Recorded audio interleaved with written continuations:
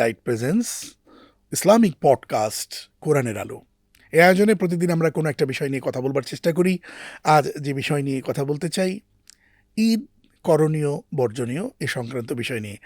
আর এ বিষয়ে কথা বলবার জন্য আমাদের স্টুডিওতে যুক্ত হয়েছেন বিশিষ্ট আলেম দ্বীন, বিশিষ্ট ইসলামিক স্কলার, বিশিষ্ট মিডিয়া ব্যক্তিত্ব মুফতি গাজী সানাউল্লাহ। শেখ স্বাগত। আসসালামু আলাইকুম রহমতুল্লাহ। ওয়ালাইকুম আসসালাম রহমতুল্লাহ বারাকাত। শেখ কেমন আছেন? আলহামদুলিল্লাহ, ভালো থাকার দুটো কারণ। একটি হলো যে একটি চমৎকার ইসলামিক পডকাস্টে আপনার সাথে যুক্ত হওয়ার সুযোগ হলো। খালিদ সাইফুল্লাহ বকশী ভাই মানুষ বেশি ভালো না বলেন বেশি ভালো, এটি নিয়ে সবসময় একটা কনফিউশনে থাকে। সেটা আল্লাহ তাআলা তাই বলার তৌফিক দান করুন যে কথাগুলো আমাদের হৃদয়ে গেঁথে যায়। কারণ আমি বলতে চাই যে কথাটি যে जो बात दिल से निकलता है वो बात दिल पे ही जाते हैं और जो बात सिर्फ होठों से निकलता है वो बात सिर्फ कान पे जाते हैं, दिल पे नहीं जाते हैं। इसलिए যে কাজটি আমরা করবার চেষ্টা করব, আমরা যা বলবো আমরা যেন হৃদয় থেকে বলতে পারি, আমাদের শ্রোতারা যেন তাদের ভালো লাগে এবং তারা আমল করেন। দর্শক, আজকের নির্বাচিত বিষয়ে আলোচনায় যাবার আগে চলুন পবিত্র কোরআনে কারিম থেকে খানিকটা তিলাওয়াত শুনে আসি। أعوذ بالله من الشيطان الرجيم بسم الله الرحمن الرحيم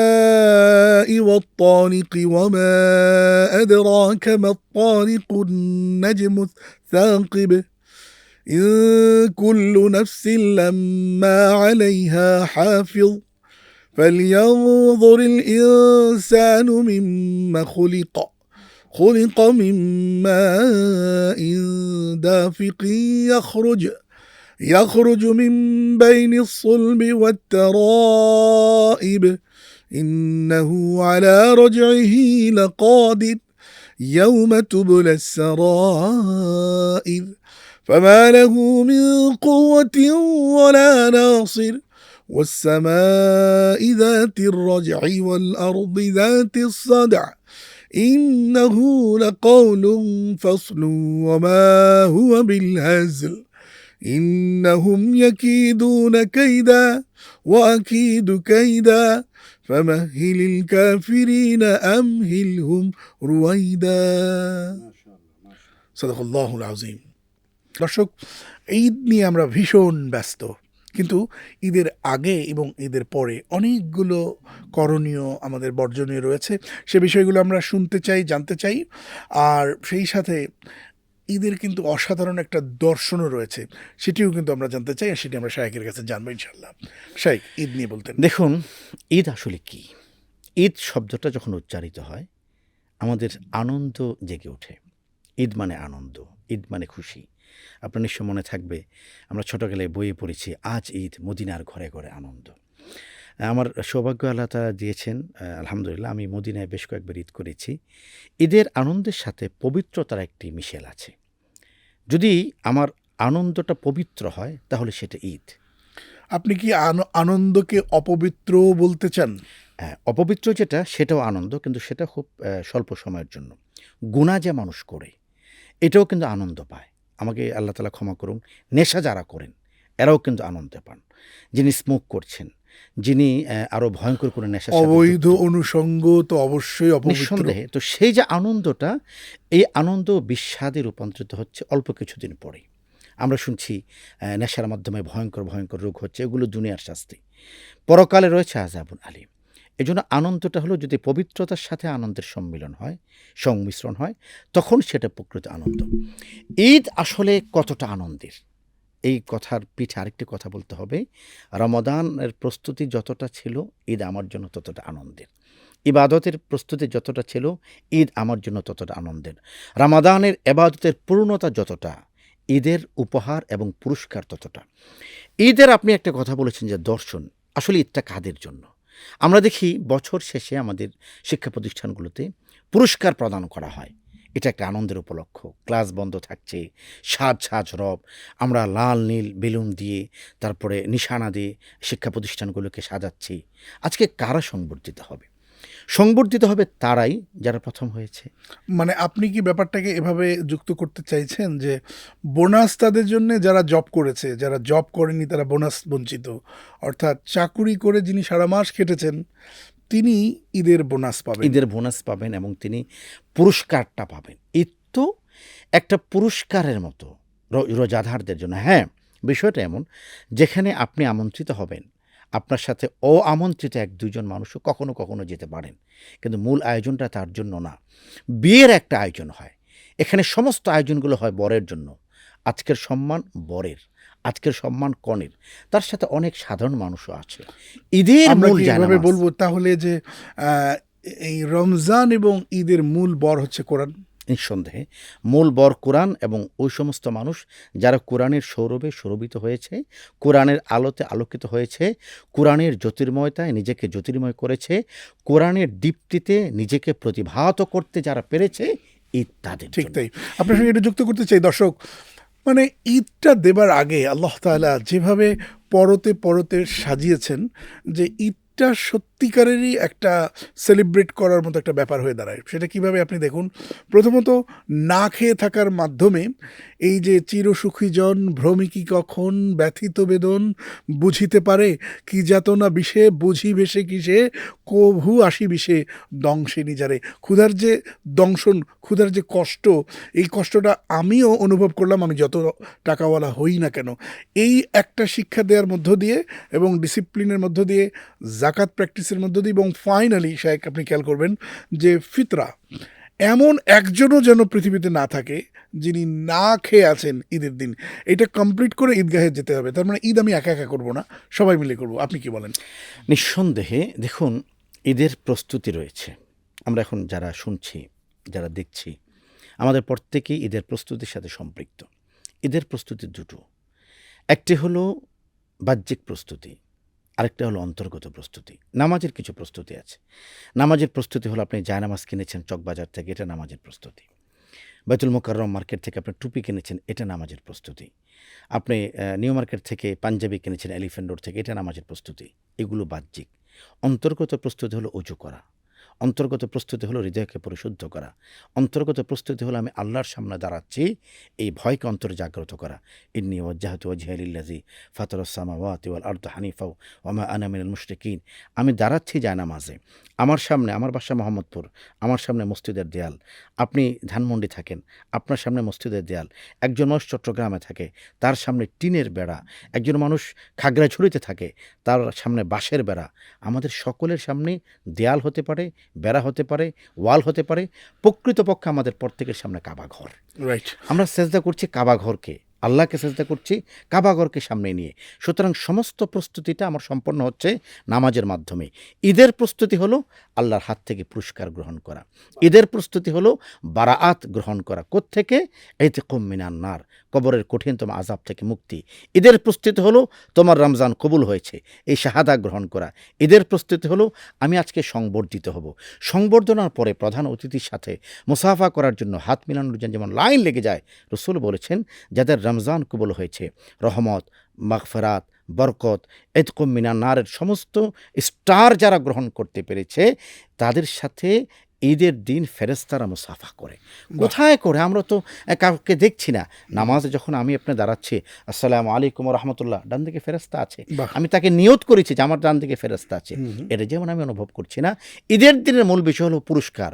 সুতরাং লক্ষ্য রাখতে হবে আমার প্রস্তুতি যেন নিউ মার্কেটের পাঞ্জাবির কাপড়ে আটকে না থাকে, আমার প্রস্তুতি যেন এলিফ্যান্ট রোডের ঠিক তাই। জুতা কেনে আটকে না থাকে। এদের চমৎকার কিছু সৌন্দর্য আমরা লক্ষ্য করি। দর্শক, আপনারা খুব অবাক হবেন। রাসূল করিম সাল্লাল্লাহু আলাইহি ওয়াসাল্লাম ঈদের দিনে এক পথে যেতেন, আর এক পথে আসতেন। কি অসাধারণ এই বিউটিটা! কি এই বিউটিটা হলো যে তিনি এক পথে যেতেন, অসংখ্য জনের সঙ্গে দেখা হতো, কুশল বিনিময় করতেন, ভাবের আদান প্রদান করতেন, একে অপরের খোঁজ খবর নিতেন, আবার ফিরতেন অন্য পথে, যেন আরও নিত্য নতুন মানুষের সঙ্গে যেন দেখা হয়। এই যে একটা সামাজিক বন্ধন, এটি কিন্তু ঈদের মাধ্যমে আল্লাহ সুবহানাহু ওয়া তাআলা আমাদের মাধ্যমে দিয়েছেন, যেটা রাসূল সাল্লাল্লাহু আলাইহি ওয়াসাল্লাম সাল্লাল্লাহু আলাইহি প্র্যাকটিস করেছেন। আপনি কি বলবেন? নিঃসন্দেহে মোহতারাম, ঈদ হলো যদি আমার আনন্দ মানুষকে ছুঁয়ে যায়, তাইলেই তো ঈদ। আমার আনন্দ যদি মানুষকে স্পর্শ করতে না পারে, তাহলে তো ঈদ নয়। রাসূলুল্লাহ সাল্লাল্লাহু আলাইহি ওয়াসাল্লাম বলেছেন যে তোমরা সাদাকাতুল ফিতর এটা প্রদান করো নামাজের আগে। যে ব্যক্তি নামাজের আগে প্রদান করতে পারলো তারটাই সাদাকাতুল ফিতর হলো। আর যে নামাজের আগে প্রদান করতে পারলো না, তারটা সাদাকাতুল ফিতর হলো না, স্বাভাবিক দান হলো। এটা কেন? ওই যে আপনি যেটা বললেন, ঈদের আগে যেন আমি যখন ঈদগাহে যাচ্ছি, ওই যে সেই গল্প পড়েছিলাম, আজ ঈদ, মদিনার মদিনার ঘরে ঘরে ঘরে ঘরে আনন্দ। আনন্দ।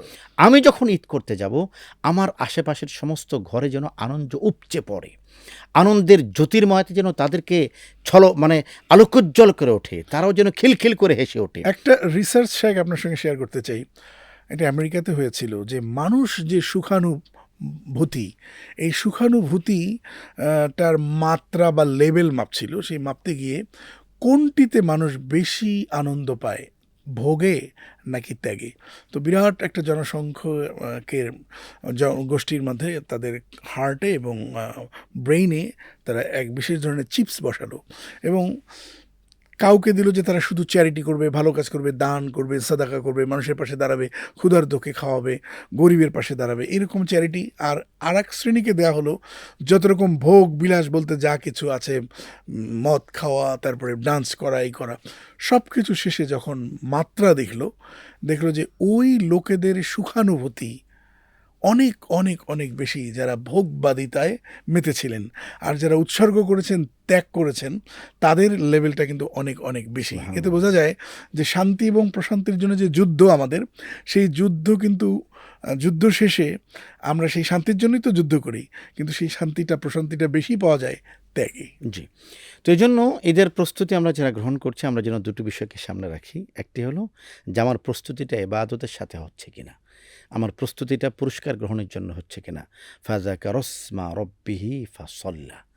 ঈদুল ফিতর সম্পর্কে রব্বুল আলামিন কর্মসূচি ঘোষণা করেছেন সূরা আলার মধ্যে 30 পারায়। ফাযাকারা ইসমা রাব্বিহি ফাসাল্লা। গোটা মাস ব্যাপী তারা জিকির করেছে। সবচেয়ে বড় জিকির হলো কোরআনের তেলাওয়াত। তারা প্রতিদিন এক পারা করে কোরআন পড়েছে, প্রতিদিন এক পারা করে কোরআন শুনেছে। তারা যতক্ষণ রোজা অবস্থায় ছিল আল্লাহকে স্মরণ করেছে। রাতের বেলা তারা কিয়ামুল লাইল করেছে, তাহাজ্জুদের নামাজ পড়েছে। দিনের বেলা তারা অভুক্ত ছিল, জাকাতের সময় হয়েছে জাকাত প্রদান করেছে, এটাও জিকির। সাদকাতুল ফিতরের সময় হয়েছে সাদকাতুল ফিতর প্রদান করেছে। রামাদানের শেষ দশকে প্রতি বেজুর রাত্রে তারা লাইলাতুল কদরকে অন্বেষণ করেছে। ফাযাকারা ইসমা রাব্বিহি। যখন সব কিছু কমপ্লিট হয়ে গেল, জিকির হয়ে গেল, আল্লাহর স্মরণ করার মাস, কোরআনকে হৃদয়ের পাশে আনার মাস, নামাজের মাধ্যমে দণ্ডমান হওয়ার মাস রমজান চলে গেল। ফাযাকারা ইসমা রাব্বিহি ফাসাল্লা। এবার তারা নামাজে দাঁড়াচ্ছে। আল্লাহ, এটা কৃতজ্ঞতা নামাজ। এই যে অতিরিক্ত 6 তাকবীরের কথা বলি, কেউ কেউ অতিরিক্ত 12 তাকবীরের কথা বলেন, এটা কেন? কারণ আসবে একটা বিরতি নিয়ে আসতে চাই। দর্শক, সময় হচ্ছে একটা বিরতি নিবার, আশা করছি আমাদের সাথেই থাকবেন। আলোর পথে নতুন দিশা। স্বাগত আরেকবার, সাথে থাকবার জন্য অসংখ্য ধন্যবাদ। দর্শক, দেখছেন Walton LED light presence Islamic podcast কোরআনের আলো। এই আয়োজনে আজ আমরা কথা বলছি ঈদের আগে পরে করণীয় কি, বর্জনীয় কি, এই সকল বিষয় নিয়ে। সাথে আছেন মুফতি সানাউল্লাহ। সানাউল্লাহ, চমৎকার করে আপনি বলছিলেন। আমি যেই জায়গাটাতে ফোকাস করতে চাই, যে ঈদের আরেকটা বিউটি আমাকে খুবই আকর্ষিত করে। আপনি দেখবেন যে রমজান উপলক্ষে, ঈদ উপলক্ষে বাংলাদেশ ব্যাংক, কেন্দ্রীয় ব্যাংক, সেখানে যত টাকা থাকে সব টাকা কিন্তু ভল্ট থেকে নিচে নামতে থাকে। পুরো রমজানে ছেয়ে যায় মাঠে ময়দানে, আর অদল বদল হাত বদল হয়। গরিবের কাছেও যায়, ফকিরের কাছেও যায়, যারা একেবারে বঞ্চিত তাদের কাছেও যায়। জাকাতের কারণে হোক অথবা সাদাকাতুল ফিতর, যে কোনোভাবেই হোক না কেন যায়। আবার দেখবেন ঈদ যখন শেষ, তখন আবার সব টাকা কোথায় চলে যায়? বাংলাদেশ ব্যাংকে আবারও গচ্ছিত হয়ে যায়। তার মানে রমজান এবং ঈদের বরকতে টাকা যখন নিচে নেমে আসে, মানুষের কাছে আসে, আসলে টাকার সঙ্গে সুখের তো অন্যরকম একটা সম্পর্ক। কি বলবেন আপনি?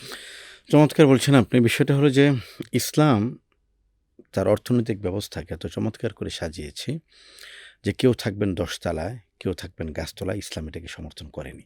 ইসলাম একটি সমতা বিধান করেছে। হক্কুন লিসাইলি ওয়াল মাহরুম। যারা ধনী তাদের সম্পদের মধ্যে যিনি যাচনা করেন, যিনি হাত পাতেন, তার অধিকার রয়েছে। যিনি সম্পদ থেকে বঞ্চিত, প্রাচুর্যের আলো ঝলমলে অবস্থা থেকে যিনি অনেক দূরে, মিটিমিটি আলোতে তার জীবন, তার জন্য আল্লাহ তাআলা সেই প্রাচুর্যের ধনীর সম্পদের মধ্যে হক রেখেছেন। বিষয়টা হলো, আমরা একটা জিনিসে বিশ্বাস করি, ঈমান কাকে বলে? ঈমান হলো আমি আল্লাহ যেটা বলেছেন সেটাকে মেনে নিলাম। আল্লাহকে আমরা কেউ দেখিনি, কিন্তু আমরা বলেছি আল্লাহ আছেন। আল্লাহর শক্তি সম্পর্কে আমাদের কিছুই জানা নাই, কিন্তু এরপরও আমরা বলি আল্লাহু আকবার। এরপর আমরা বলি আল্লাহু আহাদ, কুল হুয়াল্লাহু আহাদ, আল্লাহুস সামাদ, লাম ইয়ালিদ ওয়া লাম ইউলাদ ওয়া লাম ইয়াকুল লাহু কুফুয়ান আহাদ। নবীজিকে আমরা দেখিনি, দেড় হাজার বছর ধরে সাহাবায়ে কেরামের পরে আমরা যারা তাবিন থেকে নিয়ে একেবারে আজ পর্যন্ত কিয়ামত পর্যন্ত নবীকে আমরা দেখিনি, কিন্তু আমরা বলছি নবী মুহাম্মদ রাসূলুল্লাহ সাল্লাল্লাহু আলাইহি ওয়াসাল্লাম তিনি শেষ নবী, আখির নবী, তিনি রহমাতুল লিল আলামিন। জান্নাত আমরা কেউ দেখিনি, এরপরও জান্নাতের জন্য আমাদের হৃদয়ের কান্না। জাহান্নাম আমরা কেউ দেখিনি, এরপরও জাহান্নামের প্রতি আমাদের ভয়, ভীতি এবং শঙ্কা। এটার নাম হলো ঈমান। এই ঈমানের ফোকাসটা আমাদের জীবনকে স্পর্শ করতে পারছে না বলেই যখন আপনি ধনীকে যাকাত দিতে বলছেন, তখন তাকে বলা হচ্ছে যে আপনি যাকাত দেন। আল্লাহ বলেছে আপনাকে যাকাত দেওয়ার জন্য, 1 লাখের মধ্যে আপনি 2,500 দিয়ে দিন। তিনি এটা শুনছেন, আরে কি বলেন, যাকাত দিলে কি হবে? যে যাকাত দিলে আপনার সম্পদ পবিত্র হবে, আপনার সম্পদ বৃদ্ধি পাবে। তিনি বলছেন না, আমি তো দেখতে পাচ্ছি সম্পদ বৃদ্ধি পাচ্ছে না। 1 লাখ টাকা ছিল, এখন 2,500 টাকা একটা কমে গিয়েছে। চমৎকার ব্যাখ্যার সঙ্গে আমি পরিচিত, আমার রিসেন্টলি আমার এটা শোনা, এটা আমার ভীষণ ভালো লেগেছে। সেটি হচ্ছে জাকাত দিলে যে সে ধনী আরও হবে, এটার প্রমাণ কি? এটার প্রমাণ হলো যিনি জাকাত দিবেন তিনি যখন জাকাত দিয়ে দেন তখন ওনার অনেক রকম ব্যবসা থাকতে পারে। তো উনি যখন জাকাত দিয়ে দেন তখন গরিবের কাছে টাকা চলে যায়, আর গরিবের কাছে যখন টাকা চলে যায় তখন এই টাকাটা এত বেশি হাত বদল হয়। তো হাত বদলে কারো চাল, কারো ডাল, কারো তরকারি, কারো কাপড় চোপড়, কারো পোশাক আশাক, কারো ইলেকট্রনিক্স। তো অনেক কোম্পানির সঙ্গেই তো ওনার সম্পৃক্ততা। তো ওনার কিন্তু বহুমাত্রিকভাবে প্রোডাক্ট সেল হচ্ছে। টাকার তো কোনো ক্ষমতা নেই, টাকা তো একটা জাস্ট বিনিময় মূল্য বা একটা মাধ্যম। কিন্তু সে কি কোন মাধ্যমে যাবে? একটা টাকার মাধ্যমে যাবে। তো টাকাটা যখন বেশি বেশি ব্যবহার হয়, তো একবার কাঁচা তরকারি, আরেকবার ইলেকট্রনিক্স, একবার হয়তো কাপড় চোপড়, আরেকবার হয়তো যন্ত্রাংশ। তো বিভিন্ন ধরনের যে অদল বদল হয়, তো দেখা গেল যে উনি কিছু টাকা নামিয়ে দিয়েছিলেন, হাতের অদল বদল হওয়ার কারণে ওনার অনেকগুলো ব্যবসা বেড়ে গেছে। আল্লাহু আকবার। এইটা হচ্ছে একটা মানে জীবন্ত প্রমাণ যে জাকাত নিঃসন্দেহে দিলে এটি তো হলো, আপনি দেখতে পাচ্ছেন যে এটা আমার বাড়ছে। যারা দেখতে পাচ্ছি না আমরা, আমাদের ওই ঈমান থাকতে হবে যে আল্লাহ যেহেতু বলেছেন আমার টাকা বাড়বে, আমি বাহ্যিকভাবে আমি দেখছি 2,500 টাকা কমে যাচ্ছে, কিন্তু আল্লাহ বলেছেন তুমি দাও, তাহলে বাড়বে। আমি এটার উপর বিশ্বাস করতে হবে। আমাদের হয় কি মোহতারাম, ধর্মটাকে আমরা লিমিটেড আয়োজনে রাখি। ধর্ম কোথায়? জুমার দিনে। ধর্ম কোথায়? মসজিদে। আপনি দেখবেন যে আমাদের অনেক বন্ধুরা আছেন, তারা প্যান্টের পিছনের পকেটে টুপিটাকে ভাঁজ করে রাখেন। তো ভাঁজ করতে করতে যে অংশটা বাইরে থাকেন, ডিসপ্লে যেটা, ওই একটা অংশ ময়লা হয়ে যায়, আর বাকি পুরা টুপি ঝকঝকে তকতকা থাকে। আমি এটা কাউকে ছোট করছি না। বিষয়টা হলো, টুপি যখন তিনি শুক্রবার আসছে তখন তিনি টুপি নিয়ে আসছেন। শায়েখ, আমি আপনার সঙ্গে যুক্ত করব এভাবে, যেদিন থেকে এই উপমহাদেশে দিনকে ধর্ম হিসেবে বলা হয়েছে, ইসলামকে, ইসলাম হচ্ছে দিন, আর দিন অর্থ দর্শক জীবন ব্যবস্থার এক নাম। ইসলাম কোনো ইভেন্ট সর্বস্ব কোনো বিষয় নয়। যে আমরা যদি হিন্দু ভাই বোনদের কথা বলি, ওনাদের ধর্মগুলো বিভিন্ন ইভেন্ট কেন্দ্রিক, সরস্বতী পূজা বা দুর্গা পূজা, কালী পূজা, শ্যামা পূজা, বিভিন্ন ধরনের পুজো আছে। ওনাদের দেবতাকে বিশেষ কিছু দিনে পুজো অর্চনা করতে হবে। এটি হচ্ছে ইভেন্ট বেস একটা কি বলবো যে ধর্ম। কিন্তু মুসলমানদের ধর্ম শব্দটাই ঠিক নয়, বরং শব্দটা হবে দিন। অর্থাৎ ইসলাম হচ্ছে দিন, যেটি কোরআনে বলা আছে ইন্নাদ-দীনা ইন্নাদ-দীনা ইনদাল্লাহিল ইসলাম। ইনদাল্লাহিল ইসলাম। আর আমি তোমাদের জন্য জীবন ব্যবস্থা পরিপূর্ণ করে দিলাম। আর সেটি হচ্ছে ইসলাম। ইসলামটা একটা হচ্ছে জীবন ব্যবস্থা। সেটি কীরকম?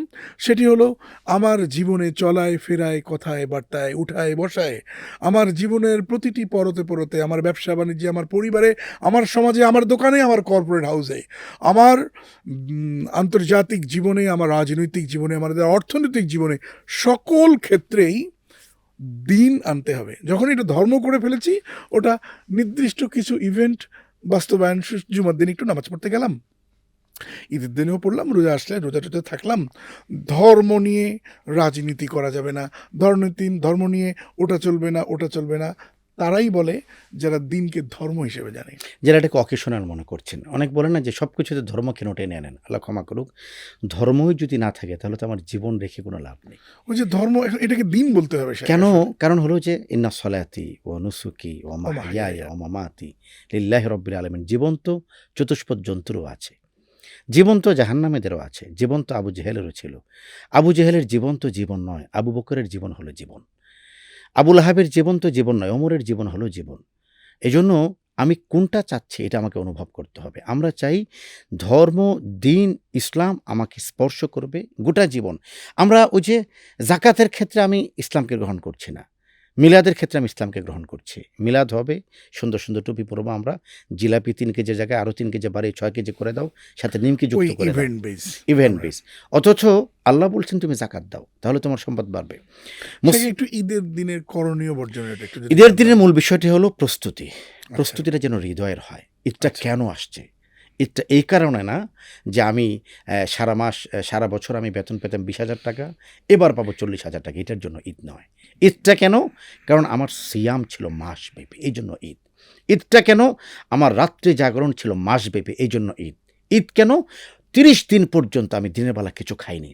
আজকে আমাকে এনাম দেওয়া হবে, পুরস্কার দেওয়া হবে। ঈদ এই কারণে নয় যে বছর সবচেয়ে দামি পোশাকটা আমি এনেছি বিদেশ থেকে, এটা পরবো না। হযরত ওমর তো চমৎকার বলেছেন, লাইসাল ঈদ মান লাবিসাল জাদিদ। নতুন কাপড় যে পরেছে তার জন্য ঈদ নয়। তাহলে ঈদ কার জন্য? ফালাহুল ঈদ মান বারাআ, যে ব্যক্তি মুক্তি পেয়েছে মিনাল ওয়াঈদ, আল্লাহর ধমকি থেকে। আল্লাহর ধমকি কোনটা? যে ব্যক্তি রমজান পেয়ে তার গুনাহকে মাফ করাতে পারলো না। পারলো না। রাসূল আমিন বলেছেন, জিবরাইল আমিন দোয়া করেছেন। এটাকে বদদোয়া আমি বলতে পারি না, কিন্তু এটা ধ্বংস হয়ে যাওয়ার দোয়া। জিবরাইল আমিন অভিশাপ। অভিসম্পাত করা হয়েছে।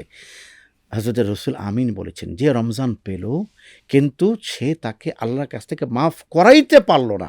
আপনি একটু বাক্যটা লক্ষ্য করুন যে রাসূল বলেছেন, মাল্লাম ইয়াসিলিল্লাহ ইয়াকদাব আলাইহি, যে আল্লাহর কাছে চায় না আল্লাহ তাকে তার প্রতি রাগান্বিত হন। আবার আল্লাহ তাআলা কোরআনে বলছেন, লা তাকনাতু মির রাহমাতিল্লাহ, আমার রহমত থেকে নিরাশ হও না। আল্লাহ বলছেন, ওয়াসারিউ ইলা মাগফিরাতিম মির রাব্বিকুম, দৌড়াতে থাকো। আল্লাহ কোন দিকে? আমরা দৌড়াচ্ছি টিসিবির ট্রাকের দিকে। আল্লাহ বলছেন, ওয়াসারিউ ইলা মাগফিরাতিম মির রাব্বিকুম, দৌড়াও কোথায়? আমার ক্ষমা যেখানে, আমার ক্ষমার দিকে দৌড়া। আমরাও দৌড়াচ্ছি কোথায়? 2 জোড়া কিনলে 1 জোড়া ফ্রি পাওয়া যায় সেদিকে। অথচ রমজান ক্ষমার দিকে আমার দৌড়ানোর কথা। দৌড়িয়ে কি হবে? ওয়াসারিউ ইলা মাগফিরাতিম মির রাব্বিকুম, তুমি ক্ষমা পাবে। তা রমাদানে যে ব্যক্তি আল্লাহর কাছে চাবে, যে ব্যক্তি আল্লাহর কাছে হাত তুলবে, রাসূল বলেছেন আল্লাহ তাআলা প্রথম আসমানে আগমন করেন, তিনি ডাকতে থাকেন, আলা মিন মুস্তাগফিরিন আলা মিন মুস্তারজিকিন ফারযুকাহু, কে রিজিক চায় আমি রিজিক দেব।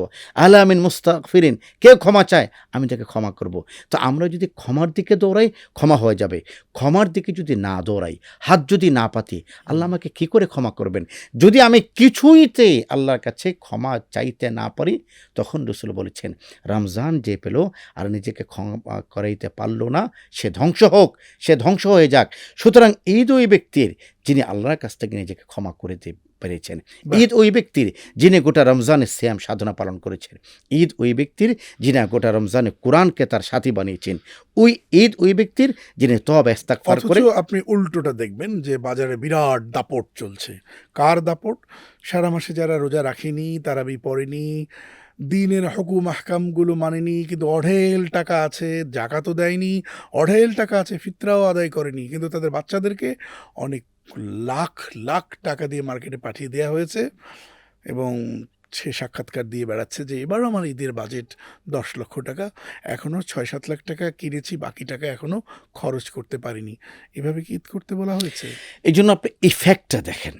দিন শেষে হাসি কার? দিন শেষে হাসি মুমিনের। কেন? কারণ মুমিন জানে আজ আমি যেটা পেয়েছি সেটা আল্লাহর পক্ষ থেকে। আপনি দেখবেন কর্পোরেট লাইফ বলুন, আপনি প্রাচুর্যের জীবন বলুন, দিন শেষে কান্না, দিন শেষে বিষাদ। মুমিন কুরে ঘরে থাকলেও তার দিন শেষে হাসি। কেমন আছেন? আলহামদুলিল্লাহ। কেন? কারণ তিনি জানেন যে গোটা রমজানের রোজা রাখার কারণে ঈদের দিন আল্লাহ তাআলা তার হাতে পুরস্কার তুলে দিয়েছেন।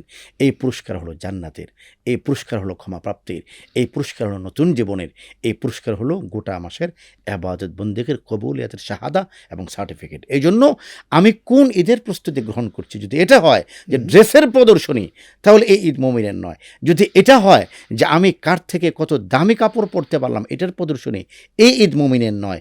যদি এই হয় যে আমার ঈদটা হলো পুরস্কারের, এই ঈদ হলো মুমিনের।